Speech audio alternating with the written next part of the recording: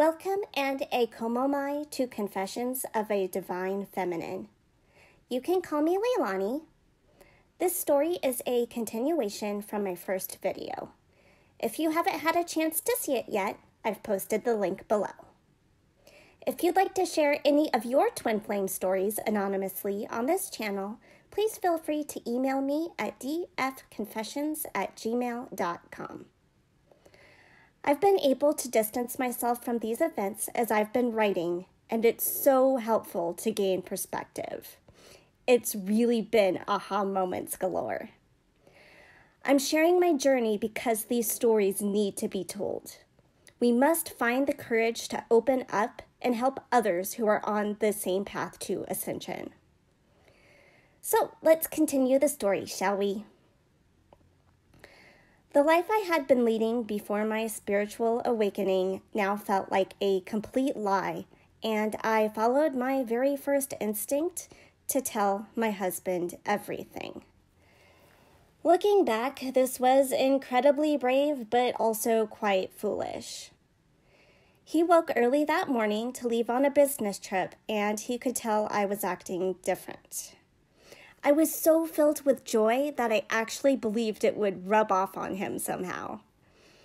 I also still thought that he had lost his love for me and would welcome a reason to end our marriage. My husband has always been my best friend, and I wanted to be fair to him. I gave him a lot of spiritual credit since he first introduced me to Abraham Hicks. I thought he'd understand. Yeah, not so much. I vividly remember the words I used to begin our conversation. I just had a spiritual awakening and realize I've met my twin flame. Let's find yours. Believe me, I know how ridiculous this sounds now. I then briefly described the concept, and he became more angry by the moment. He called me a cheater, finished packing, and left. This was a shock. He understood all right. He understood that I had been cheating on him. Cheating is such a liberal term. What constitutes as cheating? Touching another man? I had done no such thing. Thinking passionately about another man? I was certainly guilty of that. On the way to the airport, he called me, still in a fit of rage, demanding answers. I explained that I'd seriously been contemplating suicide, which was news to him. I'd been trying to reach out for months, but the severity of my depression didn't hit him until that moment. Yet, he insisted that we get a divorce, and I agreed, knowing I was divinely protected. I then began to think about my beloved twin, and I'm very happy I did not follow my second instinct to find him in person. Since I was blocked from all communication, that would have been the only way to let him know what I'd learned. My goal at that point was to give him the same wonderful clarity I was now experiencing. I didn't want him to feel lost or confused anymore. Have any of you felt the need to tell your twin who they are? Let me know in the comments. I spent the next 2 days alone, binge watching tarot readings on YouTube. My guides continued to send me signs, and I knew I had done the right thing. My husband called a few times, telling me he was setting meetings with lawyers and that I should do the same.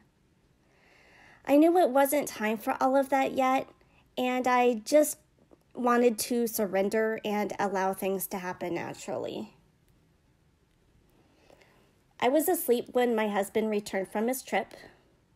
I thought he was going to spend the night in a hotel, yet he insisted on speaking with me and wanted to work things out. As an empath, I felt his pain, and it was awful. He threatened physical harm to my twin, but then stopped when he realized that tactic wouldn't get him anywhere. He then said he wanted to be a part of my new spiritual journey. He'd obviously been reading all about twin flames while he was away. He said he could accept the fact that I'd never be able to stay away from my divine masculine, but asked that we not engage in intimate relations. I told him I couldn't promise that. He asked if it would only be one time. It was crazy to see this man I'd so admired most of my life become someone who'd accept infidelity just to stay in a marriage. That's when I gave in, because it was all too much to bear, and I had to put an end to the suffering. In hindsight, you guys, I know I allowed my husband to manipulate the situation. I was also protecting my DM and his family with my actions, and that was my main concern. As the days passed, my husband actually became the partner I'd wanted him to be for years. He took responsibility for his share of the blame and realized our marriage had been unraveling for a long time. He began to take me out on dates and would come home for some fun extracurricular lunches. While I liked the attention, it became stifling after a while. I realized he was becoming obsessive. He looked through the call logs on my cell phone and found my DM's phone number. He was then able to find out my DM's identity, and he actually ran a background check on him and his family. At that point, my hands were tied, and I felt forced to keep my husband happy so he wouldn't do anything reckless. Another tower moment occurred while we were on vacation. My husband took my phone while I was in the shower and reviewed my Google search history. I'd admittedly been reading twin flame-related posts online.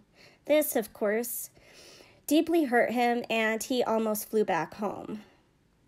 But just like before, he didn't make good on his threats and instead used this evidence as a weapon against me. He even claimed to believe he had pancreatic cancer to pull at my heartstrings.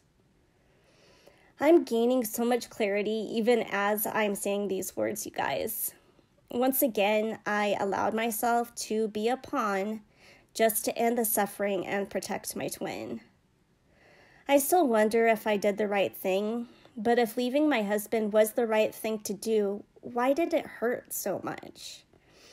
I still love him, and I won't allow him to hold me back any longer. For many months, I've been leading two lives. There's the life I feel drawn to lead, the life where I can be my true and authentic self, a life of freedom and without lies. And then there's the life I feel obligated to leave because of the decisions and commitments I made before I awoke. I know this is exactly how my DM feels. Everything happens for a reason, and that faith keeps me going. I'm finally taking small steps every day to move forward and bridge the gap between these two people inside me. My husband knows I've started this channel, and I've asked him not to watch. If he decides to do so, I'm willing to pay the consequences. The benefits of reaching out to the collective greatly outweigh the risks. He's the reason why I'm disguising my voice. He's so afraid someone is going to recognize me. I honestly could care less. I will share the stories of the 2 times my DM and I have communicated since my awakening in the next video. Until then, much aloha to all of you beautiful souls out there. I'm sending you the strength to continue this extremely difficult yet beautiful journey. Mwah! Ta-ta.